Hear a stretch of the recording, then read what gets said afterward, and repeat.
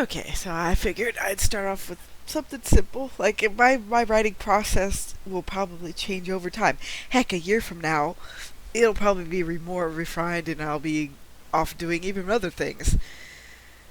Ah, boy. But yeah, like I put earlier up on Minds and Twitter, and it looks like I'll be uploading more videos to Minds overall, just because the video went up in a couple of moments, just like what happens with YouTube. I don't know what the overall limit is yet, but still, it's nice. I'll still upload stuff to BitChute, but just realize with BitChute things will be a lot more wonky because it often takes multiple uploads. Uh, it's a miracle if something goes up almost automatically. But yeah, taking a short break from some writing just to put this stuff out. Uh, Writing is like you're training for a particular athletic endeavor in a way. I always put aside time to just like, okay, I'm just gonna write, and you have to make it into a habit. You have to do it continuously. You have to keep writing, even if it feels like it's shit for the day. That's why I put up samples of before Uplift Protocol chapters are edited. You'll see where I have errors anyway. The biggest thing is when I'm writing something, I get it out. It's like, okay, here's the short bullet points of what's going to happen in the issue. I put in the basic actions, dialogue, and setup of the characters.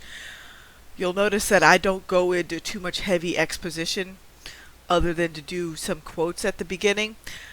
I don't really describe environments too much just because, you know, for me personally, unless it's something that it's vital that you have to know that, oh, the characters are stuck on a battlefield or they're stuck inside a concrete building. Yeah, unless it's something extremely vital, I really don't go into super level of detail. Because to me, that just slows down the book itself. Because I've seen examples of this, with Wheel of Time, Sword of Truth.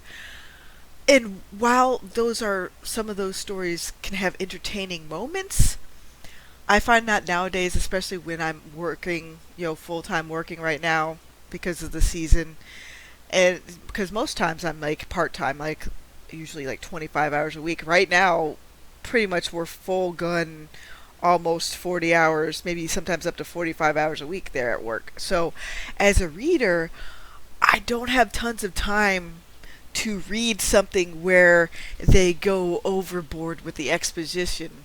Like, I guess I can even, here, I'll pause this and I'll bring up an example. In fact, here, I'll use The Name of the Wind, or as I call it, The Fart of the Wind, by Patrick Rothfuss. I'm just going to have to scroll down here a bit to get past all this. Yeah. The silence of three parts. It was night again. The Waystone Inn lay in silence, and it was silence of three parts. The most obvious part was hollow, echoing quiet, made by things that were lacking. As if there had been a wind, it would have sighed through the trees, let the inn sign creak on its hooks, and brushed the silence down from the road like trailing autumn leaves. If there had been a crowd, even a handful of men inside the inn, they would have filled the silence with conversation and laughter, the clatter and clamor of one expects from drinking house during the dark hours of night. If there had been music, but no. Of course there was no music. In fact, there was none of these things, and so the silence remained. Inside the Waystone, a pair of men huddled to one corner of the bar. They drank with quiet determination, avoiding serious discussion of troubling news. In doing so, they added a small silent science to the larger hollow one. It made an alloy of sorts, a counterpoint. And he continues on, like in the rough splintering barrels behind the bar, blah, blah, blah. To me, that's just too much exposition. I don't have time to read all of that nowadays. I'm just like, just cut the fat. Cut the fat. And that's the reason why I find myself going more towards pulps. Let me try to find something where the opening immediately grabbed me. Give me 1 second, because I'll pause this again.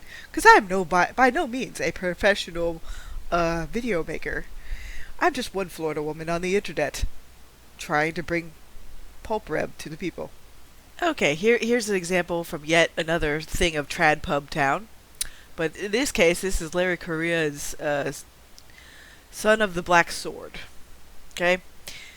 And this is the first few lines that open his chapter 1. The, the familiar dream was always the same. He was on his knees, wiping a stone floor clean. The rag soaked up the red puddle, a mixture of soapy water and blood. When he wrung the tattered cloth out over his wash bucket, ran pink rivulets across his hands, a child's hands. A noise intruded on the dream, waking him. Footsteps. He moved one hand to the sword in a hazy moment between sleep and reality. It still seemed to be a child's hand dripping with watered-down blood, but the dream faded and reality returned. Now it was a man's hand, calloused by training and scarred by battle. That hand belonged to the protector of the law, the 20-year senior Ashok Vadel, and he did not clean blood, he spilled it. He gets to the point a lot quicker. I'm just saying, is in comparison of the two, in my own personal preference. When I'm reading something, don't over-bloviate. Again, this is just my preferences as a reader. Don't over-bloviate. Get to your point. In a few lines, you could say the same thing, but not be as bloated as Fart of the Wind. For those who enjoy that story, that's fine, but it's just like mixing oil and fire with me. Just kind of like how the whole, Superman versus Batman debate, if you want to bring dead IPs into it, I will always prefer the Superman, versus the Batman. And that's just a different set of wheelhouse. That's all it is. But when you're writing, you just realize that you'll catch one particular set of audience, to your writing versus another, depending on how you go about it. But you, the writer, has to get off your ass and keep writing every day and putting that out. Otherwise, you'll be forever in that sad sack camp on Twitter that's forever in whip mode and constantly bemoaning the fact like, oh, why isn't Tradpub picking my ass up? It's like, have you seen the state of traditional publishing nowadays? They're not going to be able to crown more Stephen Kings or J.K. Rowlings or Brandon Sandersons. It's just not going to happen. They're living off whatever embers is still being provided by those bigger hits. They don't have the money to make you a 6-figure breadwinner anymore, or more. They're all slowly contracting. I mean, granted, it's annoying as shit on Amazon to find lit RPG under every goddamn rock, or smutmance under every goddamn rock, but that's also a problem with how Amazon's search algorithm works, where it doesn't really help the reader find what they want. It helps the people who binge stuff find what they want. That's the reason why you see so many indies going for long-running series that last 10 to 20 books or more. It's just the endless cycle of feeding Amazon's algorithm, and with that algorithm, it's mostly volume. Like, shovel the shit, keep shoveling. And granted, not all the stuff out there is shit. It's just the sheer volume of it. Everything else gets lost under the burial mounds of continuous harem lit RPG, harem lit RPG, harem lit RPG. Yeah. Again, because this whole thing is not able to basically... they don't have more different subcategories set up to where it's just like, what the shit? So yeah, that's the reason why I decided for my own writing process, I'm going to release this on the blog. Because a few other superhero serial series made it bigger on blogs because, they were catering to a particular subsection of readers that wanted to see more of X, Y, or Z. And I think that's what even most of the pulps did. But the pulps were able to catch on too, because at the time people were making them, we didn't have the distractions of social media, the internet, and other things. They had to get their entertainment through primarily books. So how do you end up basically putting out more content on a regular basis, even in such of a time that the pulps have eventually exploded from? You gotta write fast. You gotta make every word count.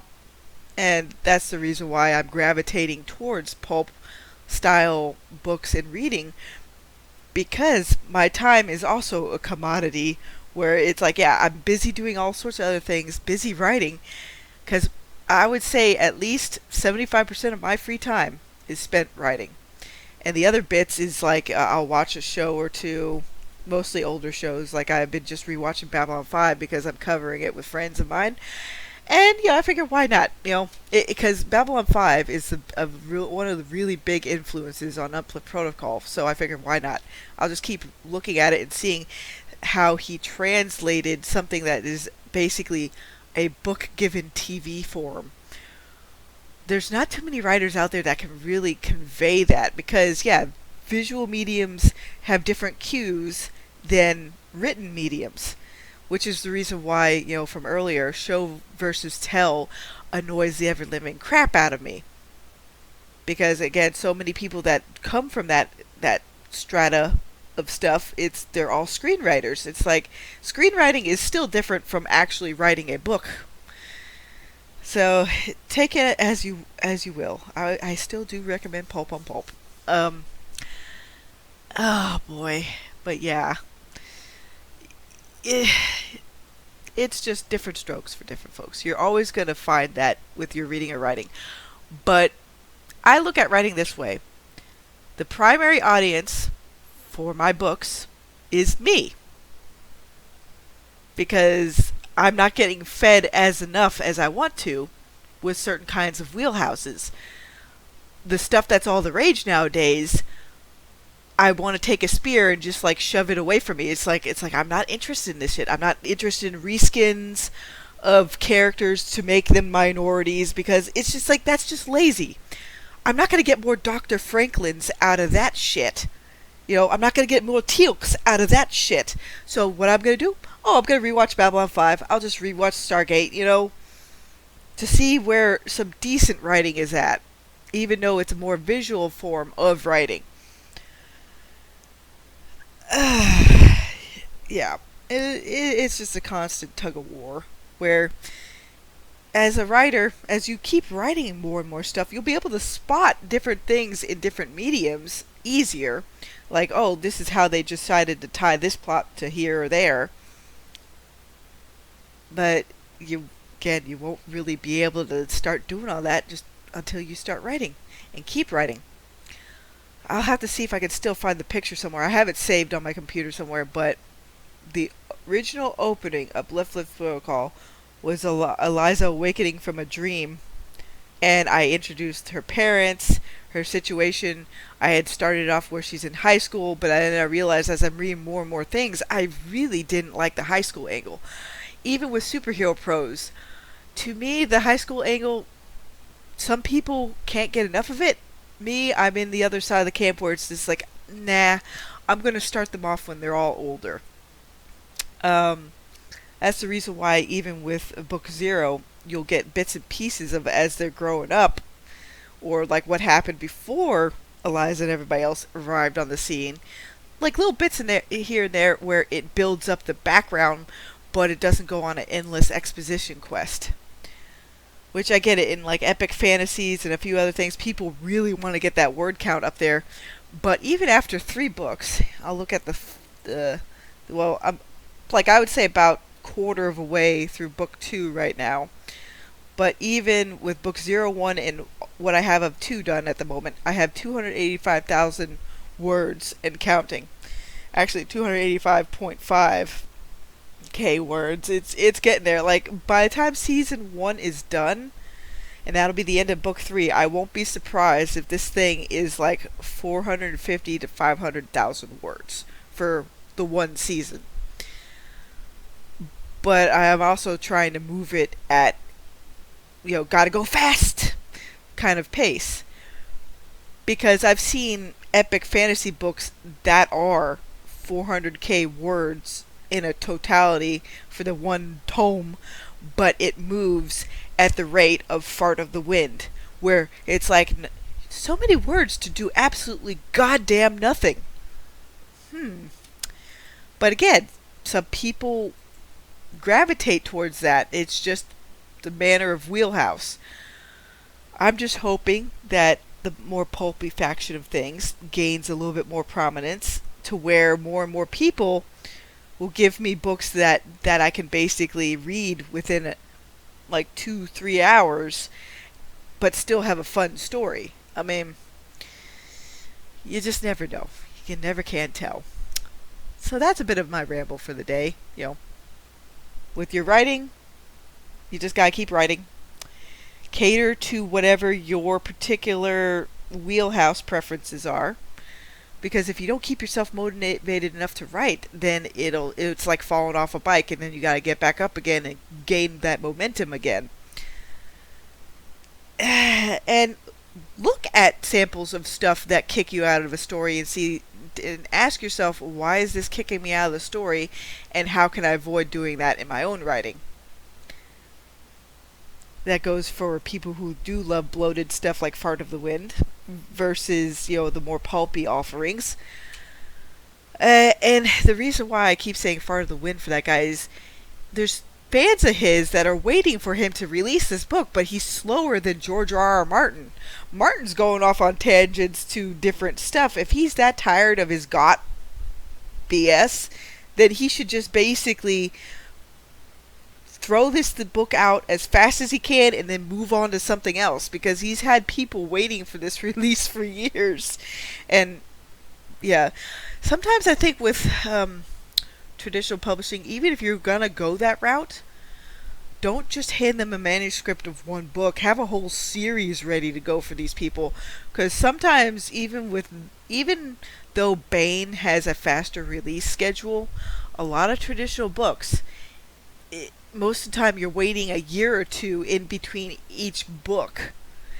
That's another thing that, that's the reason why you have the whale reading as it is nowadays with Amazon, because people are able to get fed a whole story, boom, boom, boom, boom, boom, boom. There it is.